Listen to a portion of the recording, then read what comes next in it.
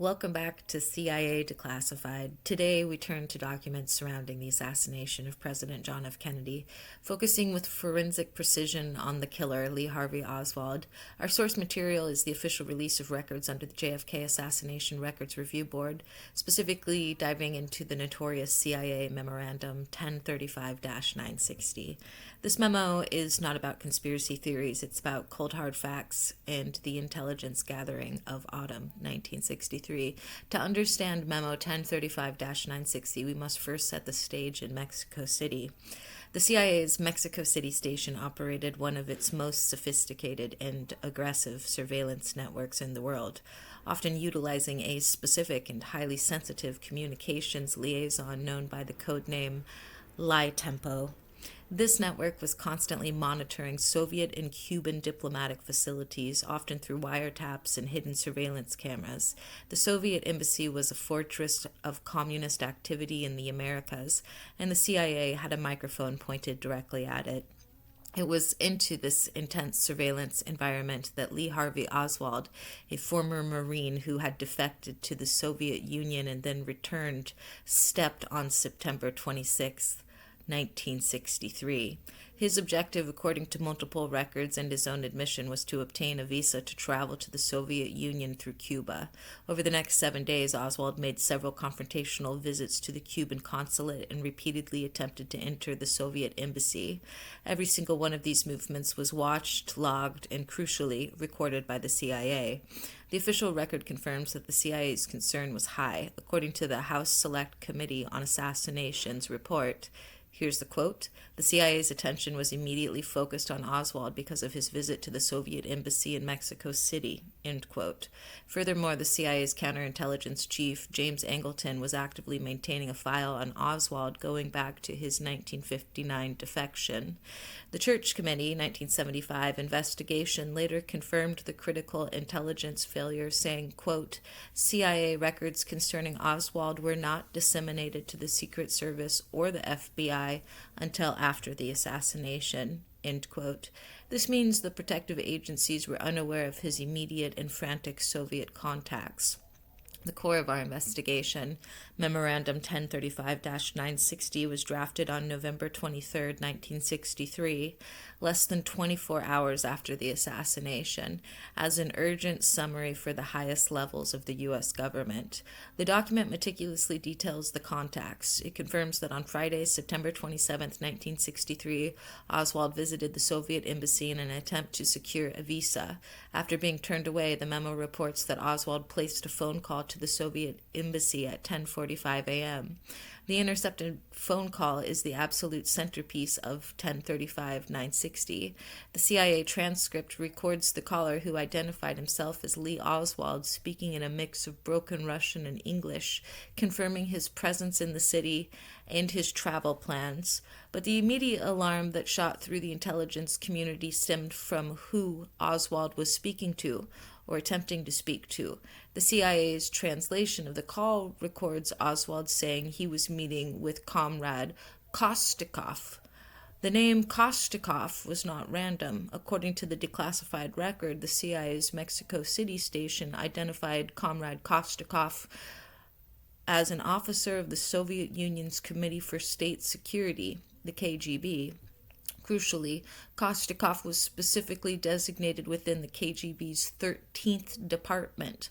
This 13th Department was and remains known to Western intelligence as the department responsible for covert action, sabotage, and, critically, assassinations. The fact that the man who had just shot the President of the United States had 6 weeks earlier been tracked attempting to meet with a KGB officer known to specialize in assassinations was, to say the least, paralyzing. As confirmed by the HSCA investigation, the CIA was forced to acknowledge the gravity of this link, stating officially that the knowledge of the Kostikov contact was, quote, information which would have caused an extreme reaction in the White House, end quote. While 1035-960 provides the factual account of the contacts, subsequent declassified records force us to confront the persistent ambiguities. One of the most vexing issues in the public record surrounding the memo is the contradictory surveillance evidence. The Mexico City station had physical surveillance photos and audio tapes from the intercepts. However, when the original 1035-960 was prepared, CIA officials expressed significant doubt about the identity of the person on the surveillance. Multiple official documents record that the initial surveillance photo of the man identified as Oswald visiting the embassy did not look like the real Lee Harvey Oswald. A later FBI memorandum citing internal CIA reports notes this discrepancy, stating that the man on the wiretap was estimated to be older and taller than Oswald. The CIA would later provide an explanation suggesting the initial visual identification was simply incorrect. Furthermore, the original audio tape of the critical Kostikov call was officially stated to have been destroyed. The HSCA report details the official explanation, saying, quote, "The CIA has maintained that the tape was recycled as part of the normal procedure for low-priority surveillance recordings," end quote. Former CIA personnel, however, gave conflicting accounts, with some later testifying that critical recordings were held onto indefinitely. The destruction of this key piece of evidence, which could have definitively identified Oswald's voice, remains one of the most heavily criticized intelligence failures in the entire record. When we examine documents like 1035-960 and the related intercepts, we are often viewing them through a veil of black ink, the redactions. These black boxes are not random. They are governed by strict classification rules even decades later, and understanding them is crucial to understanding the limits of the public record. The JFK Assassination Records Review Board process permitted redactions primarily under three categories that remain highly sensitive even in the 21st century. First, the most common redaction protects sources and methods. This includes obscuring the true names of the CIA's human assets, or lie tempo sources, who might still be alive or whose identities could compromise the safety of their families. It also protects the specific technical means of surveillance, for example, the exact location of a wiretap or the unique design of a listening device, to prevent foreign adversaries from retrofitting their security measures. Second, information involving third-party governments is frequently redacted. The U.S. government cannot unilaterally expose the names of cooperating foreign intelligence officers or the details of joint operations with allied nations, even if the information is decades old. Doing so would violate standing intelligence sharing agreements and damage current relationships, making these third-party clearances the responsibility of the ARRB. Finally, redactions often involve personal privacy. While key figures are named, the names of peripheral low-level personnel, such as the station secretary who might have typed the original cable or a minor foreign official with no connection to the plot, are often protected to prevent unwarranted attention or security risks to private citizens. The persistent presence of these redactions and files related to Oswald's time in Mexico City reminds us that even with maximum transparency, the mechanisms of global espionage are never fully revealed. In a declassified 1993 interview with the JFK ARRB, one CIA officer, when asked about the extent of the suppressed information, stated, quote, "There's more there, and the implications are quite severe," end quote.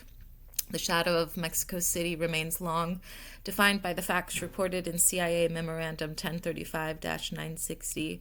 The question of whether Oswald was acting alone or if he was merely a component in a larger hostile design remains one of the central dilemmas we face when reading these files. Next time on CIA Declassified, we leave the shadows of the 1960s and dive into the future. We'll be examining the true story behind the satellite reconnaissance program that changed space history forever. Join us as we examine the declassified records of the real Project Gambit. You'll discover the astonishing details of the KH-7 program, a massive intelligence operation whose complexity and success were hidden for decades. That's next time on CIA Declassified. In the meantime, I'll see you in the archives.